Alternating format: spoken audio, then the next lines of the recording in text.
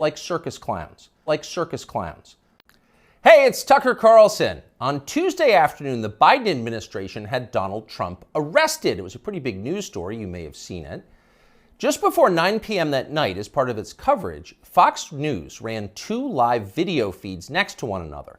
On the right, Donald Trump addressed his supporters in New Jersey. On the left, Joe Biden spoke at an event for the Secretary General of NATO in Washington. Beneath those videos at the bottom of the screen, Fox's banner read this way, quote, "Wannabe Dictator speaks at the White House after having his political rival arrested." Those words were up for less than 30 seconds, but the effect was immediate. Inside Fox, the women who run the network panicked. First, they scolded the producer who put the banner on the screen. Less than 24 hours after that, he resigned. He'd been at Fox for more than a decade. He was considered one of the most capable people in the building. He offered to stay for the customary 2 weeks, but Fox told him to clear out his desk and leave immediately. Then the company issued a public apology for the 27-second-long wannabe dictator line. Quote, "The chyron was taken down immediately," Fox's PR department said, and then added ominously it was, quote, "addressed." That was all true, but it was not enough to save Fox News from the ensuing scandal. For a time in the rest of the media, Fox's assessment of Donald Trump's arrest seemed to overshadow Trump's arrest itself. Suggesting that Biden is a dictator, declared the Washington Post, quote, "crossed the line." Alexander Vindman agreed strongly. Vindman is the perennial MSNBC guest and full-time Ukraine promoter you may remember from Russiagate. On Twitter, he demanded that the Pentagon pull Fox News from all military bases.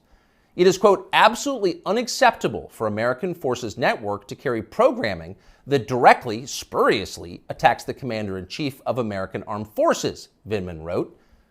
In other words, Joe Biden must ban all criticism of himself because that's what non-dictators do.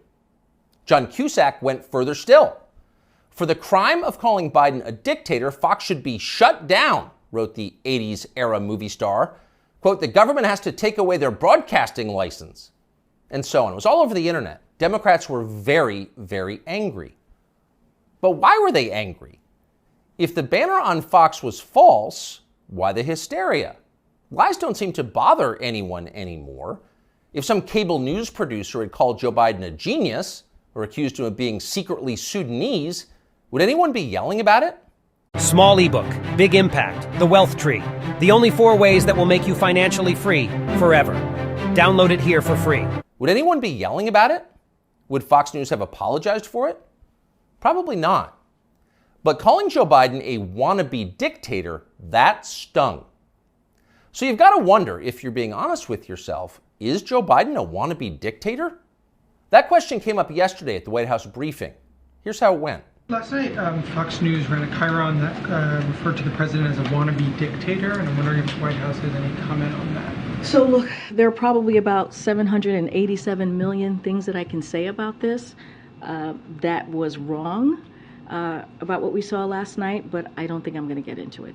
There's no comment the White House has on I think I just commented. Oh, no comment necessary. Of course Joe Biden's not a wannabe dictator. Just because he's trying to put the other candidate in prison for the rest of his life for a crime he himself committed doesn't mean he has a totalitarian impulse. Come on, that's absurd. It takes a lot more than jailing your political rivals to earn the title wannabe dictator.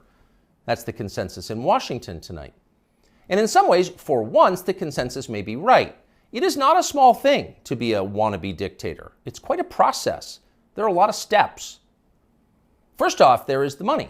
The one thing that all dictators have in common is they enrich themselves and their families, their tribe, even as the countries they govern grow steadily poorer and more desperate.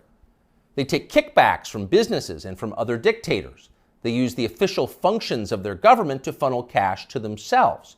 They don't bother to hide the fruits of this. They live in garish mansions with big lawns, far from the teeming cities, even as their own citizens languish in growing poverty, in some cases literally living in tents on the street. So they don't really hide it, it's all pretty blatant. And ordinary people resent it. Of course they do, and wannabe dictators know they resent it, but they don't care. There's nothing the population can do about it in a dictatorship. It's no longer possible to fight injustice in a system like that. People can't gather in large numbers to protest the rule of the dictator. If they try that, they'll be arrested by his state security services, even years after the fact. A visit from men in body armor at the breakfast table. That happens. And if citizens persist in believing they can gather in groups to protest, they may be shot to death, a bullet to the throat. And then, just to make the humiliation complete, to make the lesson gin clear to everyone else watching, their relatives can be arrested for daring to complain that their children were killed for complaining. That actually happens in some places. Ask Ashley Babbitt's mother. Here she is in handcuffs. You're arresting Ashley Babbitt's mother. You murdered her inside the Capitol, now you're going to arrest her? Come out of there. 101, have a transport response. Sidewalk. So don't be like Ashley Babbitt's mother, much less like poor Ashley Babbitt. She's dead now. That's the message a wannabe dictator would send. And by the way, it's not just public protest that would be banned in a dictatorship. You wouldn't be allowed to complain from your own home. Unauthorized opinions expressed on the internet would be censored. Go too far, press too deep, tell too much truth, and they'll just erase your opinions. They have no choice, really. It's a matter, as they say, of trust and safety. You must trust the leader, or else you will jeopardize his safety. Not that you really can jeopardize his safety at this point. The leader has nuclear weapons, and you don't. He'll remind you of that from time to time. And in any case, you're in the process of being disarmed anyway, along with everyone else who has shown questionable loyalty to the leader. Those who support the regime can keep their weapons and use them freely, including on public transportation. That's a core civil right for them. But for those who dissent from the program, self-defense is an unaffordable privilege. Turn in your guns, Mr. and Mrs. Peaceful Opposition. You're a danger to society, and we know who you are. And in fact, the wannabe dictator does know who they are because he knows everything. Technology has made him all-seeing. A report in Wired magazine just this week revealed that the highly non-dictatorial Biden administration is busy tracking the phones of millions of Americans without their knowledge and without bothering to get a warrant. And at the same time, the same non-dictatorial administration is stockpiling a massive trove of damaging information about these same Americans, to be used at some point, we are sure, for entirely noble purposes. So the administration now knows everything: where you spend your days, who you talk to, what you think, your porn habits. Not a big deal. The administration already knows what you buy, of course, because they've leaned on the big banks to turn over your confidential credit card information. Not because anyone here is a wannabe dictator, to be clear, but just because. It's nice to have that information, just in case, in the words of the Fox News PR department, a situation arises that needs to be, quote, addressed. It's all totally normal. It's not a dictatorship, okay? But in the end, the main reason you know Joe Biden is not a wannabe dictator is because he just does not fit the profile as a man. Dictators have that look. You know one when you see one. Dictators build cults of personality around themselves, and they use those cults to deny the glaringly obvious.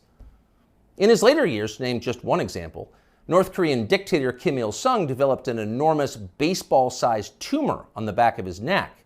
It was huge. It was grotesque. It was right there. You couldn't ignore it. You couldn't possibly not see it. But in North Korea, state media did ignore it. They pretended it didn't exist. And so, in some important sense, it didn't. If a tumor grows on a neck but no one acknowledges it, is it really there? Thankfully, nothing like that is happening in our country or ever will. If Joe Biden ever developed some profound physical or medical problem that was obvious to everybody, journalists would say something. This is not North Korea. We don't have state media here. If Joe Biden was, say, incapable of completing a full sentence, or mistook his sister for his wife, or suddenly started falling down in public for no reason, the New York Times would report on that, and they'd get to the bottom of what was actually happening. That would be its duty in a free country like ours. It's not like they would cover it up. The very idea of a cover-up sounds like a conspiracy theory, a dangerous one, actually, so stop it. And by the way, if Joe Biden was a wannabe dictator, he'd have the family to match. All dictators do. Saddam Hussein had Uday and Cusack. They were princelings who lived above the law, indulging their most decadent fantasies with total confidence they would be never held to account by the police. As the sons of a dictator, they knew they could do exactly what they wanted, and so that's what they did. There's no one like that around Joe Biden. He doesn't have weird sex scandals at the heart of his family that no one in the media will ever talk about. He doesn't have a ne'er-do-well former nightclub-owning brother who's made a living for 30 years by being related to him. Not at all. That's dictator stuff. Joe Biden doesn't award ridiculous inflated titles to his relatives that the media are then required to take seriously. He doesn't call people doctor who didn't go to medical school and then force you to nod along like it's real when everyone knows it isn't. Nicolae Ceausescu did that with his wife Elena. Joe Biden would never do that. Nor does Joe Biden dress like a dictator. He doesn't do photo ops in mirrored sunglasses driving a sports car to convince you that he isn't frail and senile, but instead powerful, virile, and wise. That's just not his style. If Joe Biden was a dictator, he'd be wearing epaulets and carrying a tasseled riding crop, and he isn't yet, so calm down. If he was a dictator, Biden's speeches would look like Nuremberg rallies, a blood-red backdrop, armed soldiers by his side, screaming about crushing his eternal enemies. Honestly, Biden did come close to that one time last September at a speech in Philadelphia, but it wasn't in any sense dictatory. It was necessary. As MSNBC assured us at the time, quote, Biden aimed to showcase his faith in the military apparatus and its ability to back the democratic order. See, it was about democracy, not dictatorship. No cause for alarm. He is not a dictator. A dictator would stockpile ammunition for his own bureaucrats, including his tax collectors. He'd redefine the legal code to make disloyalty to the regime the most serious crime. He'd claim dominion over the most intimate parts of his citizens' lives. He'd define what attitudes they were allowed to have about sex and religion and how to raise their families. He would even, in his final grandiose stage of dictatorship, claim ownership of their children. And Joe Biden wouldn't do that. And to prove he would never do that, Biden just this week released this video. These are our kids. These are our neighbors. Not somebody else's kids, they're all our kids. And our children are the kite strings that hold our national ambitions aloft. It matters a great deal how we treat everyone in this country. LGBTQ Americans, especially children, you're loved, you're heard, and this administration has your back. See? Joe Biden isn't saying your children belong to him like a dictator would. He's saying something very different from that. He's saying America's children are, quote, our children. Not his alone, ours. You share your children with Joe Biden evenly, right down the middle, with alternating weekends. You've got joint custody with Joe Biden, and you can thank heaven that you do. A nation is like a family. Every family has a head, a father. That's Joe Biden, our nation's father. And this, ladies and gentlemen, is now his fatherland. Just don't call it a dictatorship, or we'll have to issue a statement disavowing you. Small ebook, big impact, The Wealth Tree. The only 4 ways that will make you financially free forever. Download it here for free.